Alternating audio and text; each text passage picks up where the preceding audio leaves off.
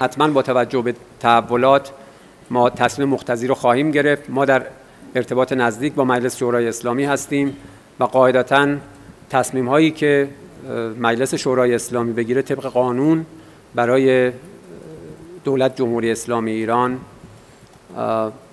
لازم الاجراست.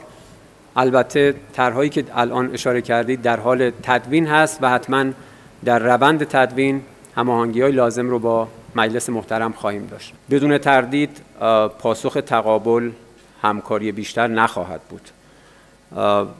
جمهوری اسلامی ایران مجموعه ای از گام‌ها و اقدامات رو تدوین کرده، آماده کرده. طرف‌های مقابل کم و بیش از امکانات و توانایی‌های ما در این زمینه آگاه هستند. حتما با توجه به تحولات آینده بر اساس هماهنگی که با سازمان انرژی اتمی و سایر نهادهای ذی‌ربط تصمیم گیر در این زمینه به عمل آمده، طیفی از اقدامات رو ما عملیاتی خواهیم کرد.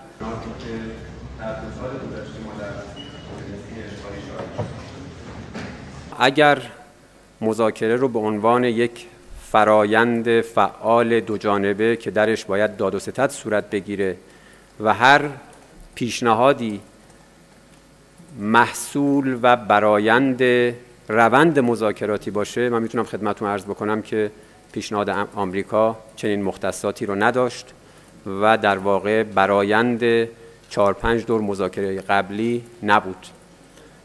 ما طرح پیشنهادی خودمون رو به زودی بعد از نهایی شدن از طریق عمان به طرف مقابل ارائه خواهیم کرد و طرحی است که معقول، منطقی و متوازن هست و توصیه می‌کنیم که حتما طرف آمریکایی این فرصت رو قدر بدانه. حتما به نفع آمریکاست که این طرح رو به صورت جدی مطمع نظر قرار بدن.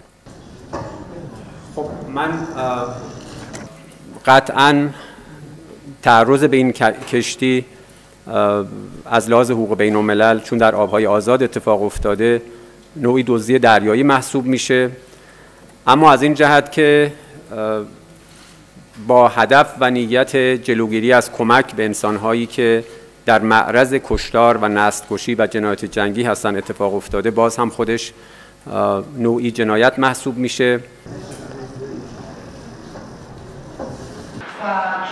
حتما با توجه به تحولات ما تصمیم مقتضی رو خواهیم گرفت. ما در ارتباط نزدیک با مجلس شورای اسلامی هستیم و قاعدتاً تصمیم هایی که مجلس شورای اسلامی بگیره طبق قانون برای دولت جمهوری اسلامی ایران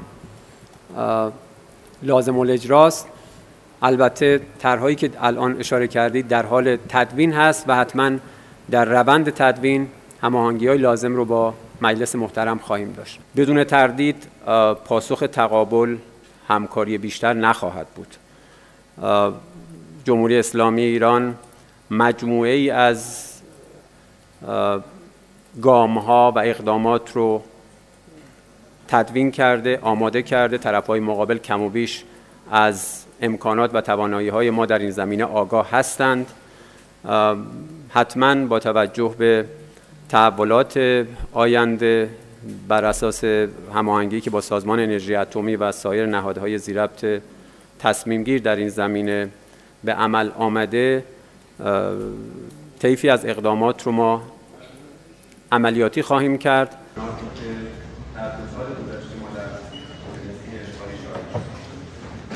اگر مذاکره رو به عنوان یک فرایند فعال دوجانبه که درش باید داد و ستد صورت بگیره و هر پیشنهادی محصول و برآیند روند مذاکراتی باشه، من میتونم خدمتتون عرض بکنم که پیشنهاد آمریکا چنین مختصاتی رو نداشت و در واقع برآیند 4-5 دور مذاکره قبلی نبود. ما طرح پیشنهادی خودمون رو به زودی بعد از نهایی شدن از طریق عمان به طرف مقابل ارائه خواهیم کرد و طرحی است که معقول، منطقی و متوازن هست و توصیه میکنیم که حتما طرف آمریکایی این فرصت رو قدر بدانه. حتما به نفع آمریکاست که این طرح رو به صورت جدی مطمع نظر قرار بدن. خب من قطعاً تعرض به این کشتی از لحاظ حقوق بین الملل چون در آبهای آزاد اتفاق افتاده نوعی دزدی دریایی محسوب میشه، اما از این جهت که با هدف و نیت جلوگیری از کمک به انسانهایی که در معرض کشتار و نسل‌کشی و جنایت جنگی هستن اتفاق افتاده، باز هم خودش نوعی جنایت محسوب میشه. حتما با توجه به تحولات ما تصمیم مقتضی رو خواهیم گرفت. ما در ارتباط نزدیک با مجلس شورای اسلامی هستیم و قاعدتاً تصمیم هایی که مجلس شورای اسلامی بگیره طبق قانون برای دولت جمهوری اسلامی ایران لازم الاجراست.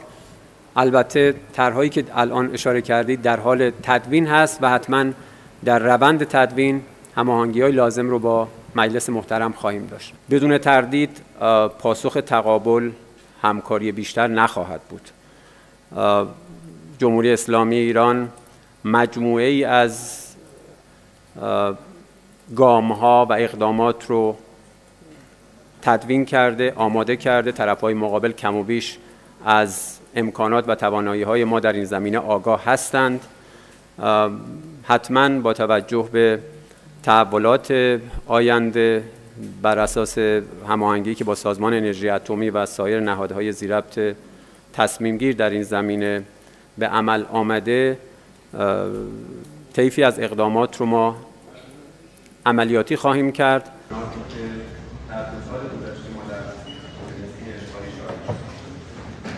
اگر مذاکره رو به عنوان یک فرایند فعال دو جانبه که درش باید داد و ستد صورت بگیره و هر پیشنهادی محصول و برآیند روند مذاکراتی باشه، من میتونم خدمتتون عرض بکنم که پیشنهاد آمریکا چنین مختصاتی رو نداشت و در واقع برآیند 4-5 دور مذاکره قبلی نبود.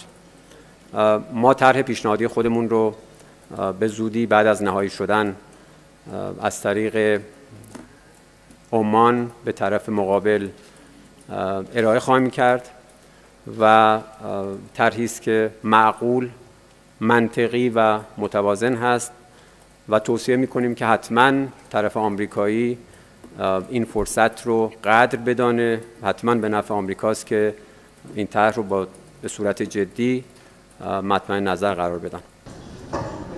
خب من قطعاً تعرض به این کشتی از لحاظ حقوق بین الملل چون در آبهای آزاد اتفاق افتاده نوعی دزدی دریایی محسوب میشه، اما از این جهت که با هدف و نیت جلوگیری از کمک به انسانهایی که در معرض کشتار و نسل‌کشی و جنایت جنگی هستن اتفاق افتاده، باز هم خودش نوعی جنایت محسوب میشه.